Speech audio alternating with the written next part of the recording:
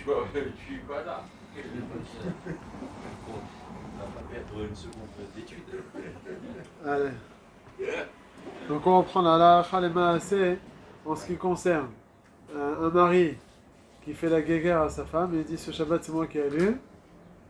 Et la femme, elle peut s'opposer, elle peut dire non, la mitzvah c'est sur moi, donc c'est moi qui vais le faire. Et le mari il n'aura pas son mot à dire. Si par contre le mari il a déjà allumé la nérote avec la bracha, la femme elle n'aura plus le droit, enfin elle n'aura pas le droit ce Shabbat en question d'éteindre. Un Shabbat chaud après. Ah ouais, c'est un Shabbat chaud. Ça veut dire que le Shabbat d'après, elle doit allumer une flamme de plus. Non. Ah, Chazak. Ça c'est une bonne question. C'est une bonne question. C'est une bonne À question. cause de son nom. Mais bon, la réponse c'est que non, parce qu'au final, il y a des lumières qui ont été allumées et elle n'avait pas le choix. Donc, on te dit dans ce cas-là, c'est fichu, la femme elle pourra, comme on a dit, aller au Beddin se plaindre. Aval plus que ça, elle ne pourra pas éteindre et rallumer avec la bracha. Maintenant, si maintenant la femme, elle veut maintenant honorer son mari, allumer les nérotes de Shabbat. Alors, est-ce qu'elle a le droit ou elle n'a pas le droit? Ah, lui dire, voilà. Lui dire, vas-y, Bechavot, ce Shabbat, c'est toi. Je t'honore. C'est marqué dans le Ben Ishraï à propos de la mitzvah de Afrashat Chala, que la femme, en tout cas pour beaucoup de femmes, ont l'habitude de faire toutes les semaines. C'est bien qu'au moins une fois pendant l'année, elle laisse le mari faire la mitzvah de Afrashat Chala. Parce que c'est une mitzvah que le mari aussi devrait faire. Mais en ce qui concerne Adakat Nerot Shabbat, c'est pas le cas. Adakat Nerot Shabbat, c'est une mitzvah que pour la femme. La mitzvah d'Afrashat Chala, on le voit dans la Gemara, que ça revient sur le boulanger, sur le balabay, c'est pas d'afka à la femme. Okay, c'est bien que la femme fasse. C'est pas une mitzvah qui a incombé à la femme tous les Shabbats, etc. Alors que la mitzvah d'Adakat Nerot Shabbat, c'est une mitzvah spécifique à la femme. Vous me demandez, Yatzlacha, Hatzlacha. Reuven, Shimon, Israël, Ben Hananina.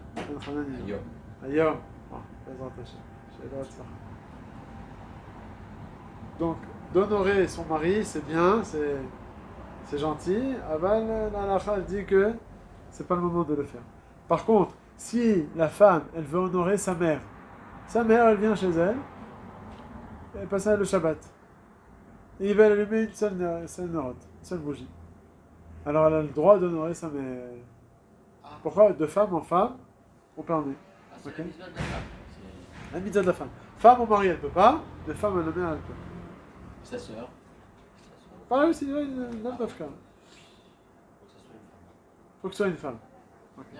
Elle donne sa place. Elle donne sa place.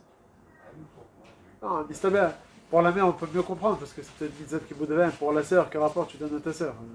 Si vraiment il y a une raison de le donner à sa sœur, oui, elle pourra. Maintenant, on avait dit la dernière fois, lorsque le mari, il se rend compte que la femme, elle traîne pour allumer les nérotes, elle risque d'arriver à la shkia, il peut allumer, il calcule personne, il allume avec la bracha. Plus que ça, le Rav Eliashib dit, est-ce que le mari, il a le droit de mentir à sa femme? De lui dire, tu sais, les nérotes, il faut allumer cette semaine à 7h20. En réalité, c'est pas vrai, il faut allumer à 7h30. Seulement, il dit ça pour la presser un petit peu. Il dit, ça dépend dans quel but tu l'as fait. Si tu le fais Bémet dans le but que Bémet c'est dans le bien pour pas qu'elle soit Mechalel Shabbat, et qu'il sait que sa femme elle va pas se stresser, seulement elle va organiser sa journée en fonction de cet horaire-là, il n'y a pas de problème. Mais si il sait que quoi, que lui il a envie que sa femme elle allume plus tôt, ouais, mais en réalité ça va stresser sa femme plus qu'autre chose, et sa femme de toute façon elle va pas être Mechalel Shabbat, eh ben il n'aura pas le droit. Donc on a le droit de le faire dans une bonne kavana. Ensuite, si maintenant la femme n'est pas à la maison, elle est à l'hôpital, elle est accouchée, je sais pas. Et à la maison, il y a le mari avec la fille qui s'y trouve. Qui c'est qui devra devancer pour la mitzvah de Adakat Nerot Shabbat? Le mari ou la grande fille? La fille est mariée? Non, la fille n'est pas mariée. Célibataire? Ouais, 17 ans, 18 ans. La grande fille. Non, c'est le mari. C'est mieux pour une femme. C'est mieux que ce soit une femme. La grande fille. Moi, je dirais le mari. Bien sûr, il faut qu'elle soit majeure. Alors, qui c'est qui dit ça? Vous amenez une marloquette dans les Acharonim, vidéo comme vous dites. Il y en a qui disent que c'est le mari, il y en a qui disent que c'est la grande fille. Bon, okay, donc c'est une marloquette.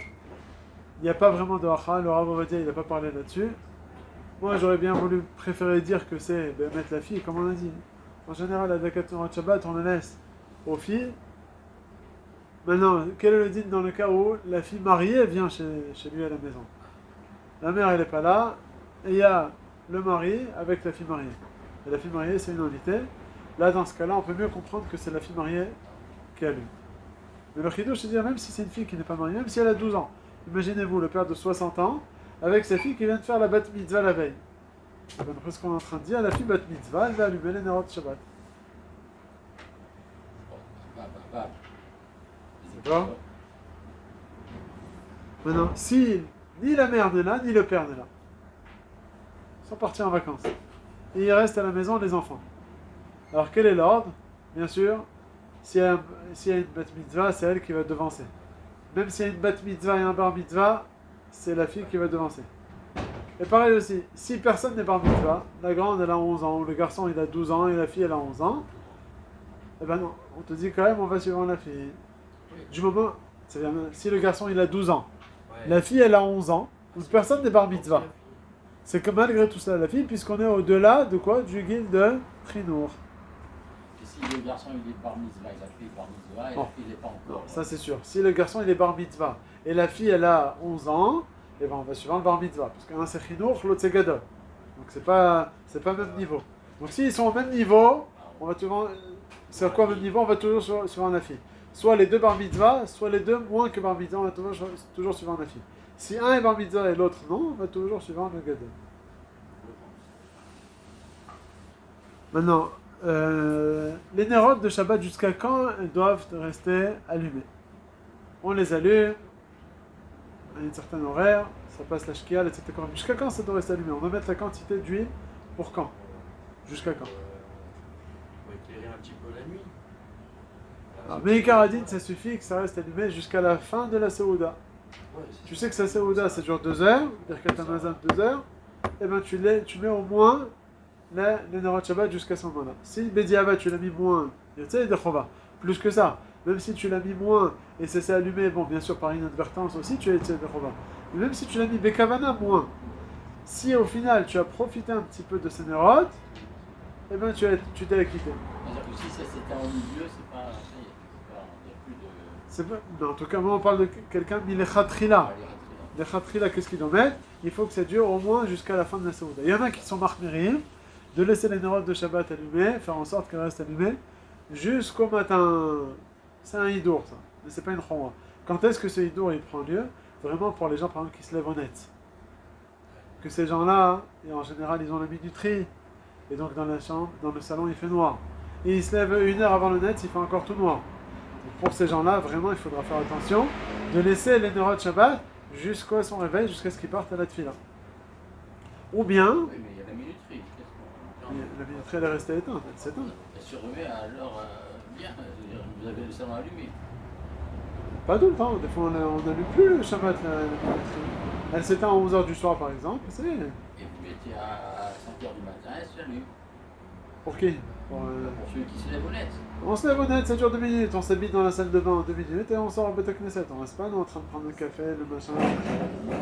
Alors, c'est du rapide. Alors c'est quoi? Pourquoi mettre des nérotes qui durent jusqu'à ce qu'ils partent honnêtes? Parce qu'il se dit, il va prendre son talit dans le salon, il va faire 1 ou 2 actions. Alors, là, il met la lumière. Non, il va pas allumer la lumière, pour quand? Pour 1 demi-heure comme ça dans le vent? Il dit, j'ai pas besoin moi, de cette lumière. Mais vous vous rendez compte que les bougies doivent rester allumées jusqu'à mettez de Attends, s'il met les... Encore une fois, ce que je m'apprête à dire. S'il met les lumières, il est matov. C'est sûr qu'on a gagné là. S'il a mis les lumières, c'est très bien. Il n'y a pas besoin de laisser allumer les lumières, les nérotes allumées jusqu'au matin. Moi je parle du cas où il n'a plus les lumières. Parce que pour avoir des nérotes qui restent jusqu'au matin, il faut mettre sa tuile, Non, non? non. Moi, chez moi, ça s'éteint les nérotes à peu près vers minuit, je mets ça d'huile. Des coussettes comme ça. Ouais, alors. Ouais. Ça, moi aussi. Jusqu'au matin, il faudra rajouter. Bah, tout ça. Ah, moi, des fois, là, je sais pas, par laisse, je sais pas pourquoi, des fois le matin, je me lève et ils sont encore allumés. Je sais même pas comment ça se fait. Mais sans cela, en principe, ils sont éteints. Une fois, ça m'est arrivé. Ah, moi, je vous assure, il faut que je vous raconte. Non, c'est vrai. Oui, j'étais célibataire. Je suis venu en vacances en Israël, je suis allé voir chez mon cousin qui était marié à Tibériade. Et alors, bon, ils ont allumé une nérote. Moi, tu veux pas allumer une nérote? Il a allumé une dernière. Une petite bougie comme ça. Je l'ai allumée vendredi. En cire? En cire, oui. Ouais, ouais. Donc, jusqu'au lendemain matin, on est revenu de la synagogue, 10h, 10h15, elle était allumée. Je vous assure. Et les personnes s'est rendues comme moi, je regardais, je voyais, oui, la bougie est encore allumée. C'est pas possible ça. Ah, vraiment, je ne comprenais pas. Je n'ai même pas dit qu'il n'y a personne, mais je regardais la bougie. Comment c'est possible une histoire pareille? Parce que c'était Robert à côté. Je sais pas, mais ça m'a fait, je vous assure, hein, c'est une fois dans ma vie ça m'est arrivé un truc comme ça. Non. C'était quoi? Vous n'êtes pas un peu mystique du tout, vous êtes... Voilà. Moi, je sais pas. David, il est très mystique. Ah Il ouais. adore ces histoires. C'est quoi mon histoire? Pourquoi c'était avéré ça allumé jusqu'au lendemain du matin, 10h. Une petite bougie comme ça. Disciple, mystique. Pour honorer ta présence en Israël. Voilà. Ou alors, elle s'est arrêtée la nuit pour reprendre le matin. Elle a rien. Non, mais c'est vraiment... Bon, c'est une fois, j'étais... C'est un miracle. C'est quoi? C'est pas... Mais moi, j'ai trouvé enfin, un moyen pour que le nerf avec de l'huile d'olive il reste longtemps. Tu prends la mèche. Très fine. La mèche que tu achètes déjà prête, avec le support là, déjà prête. Et ben, tu prends un morceau du dessus, un morceau, et tu laisses un tout petit peu vers le bas. Comme ça, quand elle va prendre très peu d'huile. Très peu. Parce que ces mèches qu'ils font, elles sont trop longues. Pour que la mèche Moi, qui est immergée, elle soit Voilà. petite. Voilà. Je la coupe, après je la trempe. Et Et tu vas voir la flamme, elle n'est pas grande. Elle est normale. Non, parce que C'est fait petit d'en haut et petit en bas. Là. Voilà. Voilà. Pourquoi tu fais pas un grand en haut? Ouais, mais c'est beau tout de suite ça. Non, mais grand en haut, ça pompe plus. Ah. Ça pompe plus parce que la mèche, il faut l'imbiber. Mhm. Et quand elle va tirer, elle va tirer. Hein. Mhm. Bah, c'est bien aussi de les allumer un petit peu avant la caméra. Le truc, c'est que Oui, ça pompe. ça pompe. Ma femme, bon, prochain, elle a fait 7 mèches. 7 non. Et j'avais une question parce que ça m'a un petit peu intrigué. Les huiles qu'on trouve, par exemple au Chirac, dans un supermarché, c'est de l'huile d'olive, mais spéciale pour les roches. C'est moins bien que l'huile d'olive que tu manges. Évident. Non, pour le Shabbat, non. Pour le Hanouka, il y en a qui disent que c'est mieux d'acheter du shemen raoui la achila. Et pas Pour pour Hanouka. Shabbat. Pour Shabbat, non, Parce il n'y que a pas. moi j'ai vu, bon, je ne vais pas parler, mais des gens où j'aurais préparé Une salade. le Les neurones. nerf pour allumer. Bon, je ne sais pas. Ils n'apprécient pas beaucoup que ça soit de l'huile qui est spéciale pour les neurones. Ouais, il n'y a pas de Alors, ils d'accord. préfèrent l'huile De la achila. Bon, c'est vrai que c'est plus cher. C'est pas une question de cher, nous, chez nous. C'est une question de, en fait, si c'est spécial pour les neurones et que c'est de l'huile d'olive, je ne vois pas pourquoi je ne l'utiliserai pas. Alors, ils disent que c'est moins bien. Comment on trouve ici? C'est moins pur, peut-être. Pour le Shabbat, il n'y a pas. Si la flamme elle est bien, elle sort très bien et Elle est tout. belle, elle est très belle. Ouais. Pour le Shabbat, j'ai pas trouvé de mahmirim là-dessus. Torah Tabaït, on n'a pas du Rajba. C'est pas finalement. C'est pas le shoot. Et le Pirouche à la Mishnah, la Gemara aussi. Ouais, Chidusha Rajba, Shoot Rajba et Torah Tabaï. Première Ah, pression à purée. froid. Ça n'existe plus, tu sais. Ça n'existe plus ici. De quoi? Dans le monde entier, ça n'existe plus. Première pression à froid, ça n'existe plus. C'est tout mécanique. Avant première pression à froid, c'était vraiment première pression à froid. Et aujourd'hui, c'est tout mécanique. Tu vois, dans les huiles, à pression, à froid mécanique. C'est-à-dire que c'est un système qui se met en route et qui presse les olives. Alors que nous, je ne parle pas en Tunisie, à Sfax, moi j'allais dans les raffineries, les vu des rives avec mon père, et je voyais comment il faisait. Les premières pressions à froid, c'était première pression à froid. C'est-à-dire que tu avais un grand piston comme ça, tu mettais un paillasson, mais rond comme ça. Vous voyez, tu mettais dans le il mettait après des olives sur le paillasson, il mettait un deuxième paillasson, 1, 2, 3, 4, 5, 6, jusqu'à la hauteur du truc. Et après, première pression à froid, c'est-à-dire que quand tu tournais pour que ça descende, la presse, et c'est mécanique, c'est mécanique, à ce moment-là c'est mécanique. Mais la première pression c'est celle-là. C'est fait manuellement. Bon, et cette huile-là, c'était de l'or. Après, il refaisait, il remettait, et là c'est plus la première pression à froid. Et il y avait mieux que première pression à froid, il y avait avec l'olive de l'olivier qui était en haut de l'olivier. Pourquoi on lui a dit, pourquoi celle-là est spéciale? Elle a dit celle-là elle est pure et elle est pleine d'huile parce qu'en fait le soleil il a toujours éclairé cette partie de l'olivier. Parce que ceux qui sont en bas, il faut qu'il y ait que le soleil qui tourne et après hop, il n'y a plus de soleil. Mais celui qui est en haut, dans la calotte du haut, ça c'est la meilleure. Et c'est là l'été, je te dis pas, moi j'ai vu, c'était de l'or. Vous mettez trempé comme ce bois, ça va un goût. Mais, vous savez qu'en Tunisie, toutes les huiles, elles venaient de la famille Azria. Ah? Azria, c'était les Azria qui avaient le monopole des huiles. Ah, c'est toi. Oui. Moi je ne fais pas partie là, mais mon arrière-grand-père, il a fait. Ma grand-mère me disait, elle montait derrière son cheval. Ma grand-mère était un cheval derrière son père, et il galopait pendant 2 heures. Et il dit, tu sais, jusqu'ici encore, c'est un mort. Il est où? Avant la guerre, ils lui ont pris tous ces machins.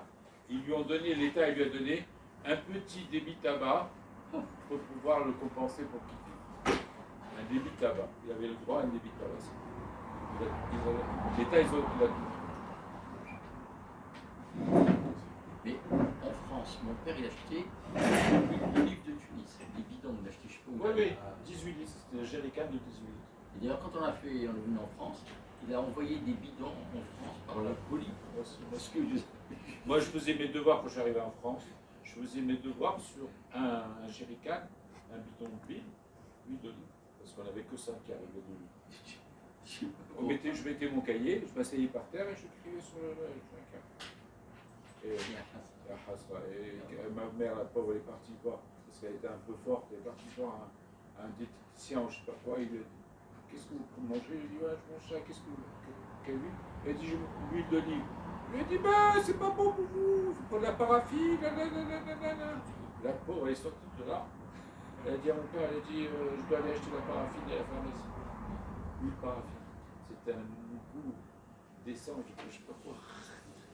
Et après, il s'est avéré que l'huile d'olive, c'est la meilleure huile qui existe. Tu sais, il y a que des trucs comme ça. C'est enregistré, non, c'est pas enregistré ça.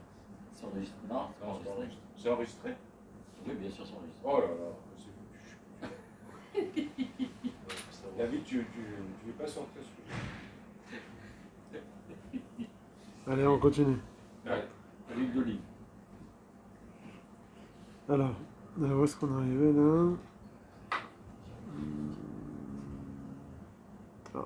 Même quelqu'un qui fait la tfila plus tôt, au Plaga Mincha, donc le vendredi soir, il a fait la tfila plus tôt, donc il a allumé aussi plus tôt. Si ça va rester allumé jusqu'à la fin de la Saouda, alors admettons qu'il a terminé avant la tombée de la nuit, Yotse Yedechova. Il n'y a pas besoin de profiter de Dafka pendant la nuit. Ouais, aujourd'hui, il y en a beaucoup qui font des minyanim mukdam. Moi, juste pour un peu ce vendredi, je mets 7h, parce que vendredi, je suis descendu par la tfila. Les minyanim mukdam, Shabbat mukdam, ils font. Ouais. C'était ça, ils avaient fini. Il y avait un soleil brillant. Comme en France. C'est pour les enfants. Ouais, pour les enfants.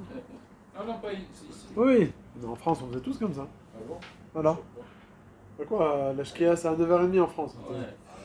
C'est jamais Oui, mais commencé. c'était C'est pas. à 7h30, on faisait qu'à On faisait à 8h, 8h15, parce que le plag était à 8h. Le plag était à Le plag 8h15. était à 8h15 le plus tôt. On faisait à 8h15, on arrivait à la maison, il était 9h, 9h15. 8h15, on faisait midi. 9h, 9h15, il y a eu ma biche qui descendait par les fleurs. La vérité, quand tu as appris les enfants, ils se dorment tout le temps, tous ils dorment. Il revient à 11h parce qu'il doit faire vite à 11h. Et il quitte le cheval. C'est comme dépenser comme ça. Ouais. Allez, on continue. C'est chaud là, il fait chaud là. Il est parti notre ami. Il se bat. Si vous voulez, on continue maintenant la halachot de Sochet. Allez, reprenez le Mishnah Brura dans le Siman Shin Aleph. Vas-y, appuie là sur le bouton.